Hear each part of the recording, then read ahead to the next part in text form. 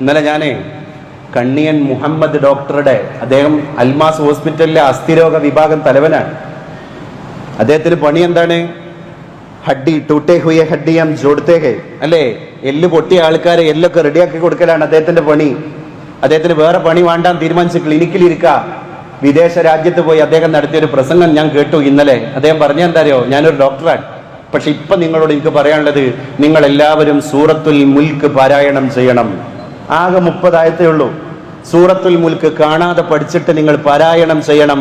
ഖബറിൽ അത് നിങ്ങളുടെ കൂട്ടുകാരനാണ്, സ്വർഗത്തിലേക്ക് നിങ്ങളുടെ വഴികാട്ടിയാണ്. ഒരു ഡോക്ടർ, ഒരു അസ്ഥിരോഗ വിദഗ്ധനായ ഡോക്ടർ അതിങ്ങനെ പറഞ്ഞപ്പോ എന്റെ ശരീരത്തിൽ പുളകം കൊണ്ടു ഈ രോമകൂമങ്ങൾക്കിടയിലൂടെ ഒരു കോരിത്തരിപ്പ്. അള്ളാഹുവിന്റെ റസൂൽ സല്ലല്ലാഹു അലൈഹി വസല്ലം പറയാണ്, ഖുർആനിലെ ഒരു സൂറത്തുണ്ട്, 30 ആയത്തുള്ളൊരു സൂറത്ത്.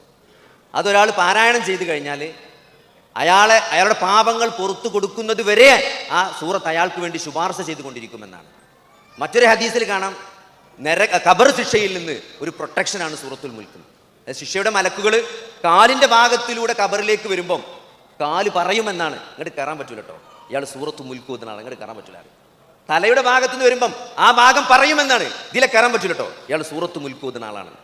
ആ സൂറത്ത് മുൽക്ക് നമുക്ക് രാത്രി 30 ആയത്താണെങ്കിലും ആ ആയത്തൊന്ന് മനസ്സറിഞ്ഞ് ഓതിയാണ്ടല്ലോ. നിങ്ങൾ ഒരു വീട്ടിലേക്ക് എത്തി രാത്രി കിടക്കണതിന് മുമ്പ് ആ മനസ്സറിഞ്ഞ് സൂറത്തുൽ മുൽക്ക് ഓതിയാൽ നിങ്ങളുടെ ജീവിതം തന്നെ മാറും. കാരണം അതിൻ്റെ തുടക്കത്തിൽ ആയത്തുകളും ആ നരകത്തിലേക്ക് എറിയപ്പെടുന്ന ആളുകളുടെ വിലാപങ്ങളൊക്കെ പറയുന്ന ആ ഭാഗമൊക്കെ നമ്മൾ വായിക്കുമ്പം അത് തീർച്ചയായും നമ്മുടെ ജീവിതത്തെ മാറ്റിമറിക്കുമെന്നുള്ളത് ഉറപ്പാണ്. അതുകൊണ്ട് അതൊരു പുതിയ ശീലമാക്കി നമ്മൾ വളർത്തിയെടുക്കുക.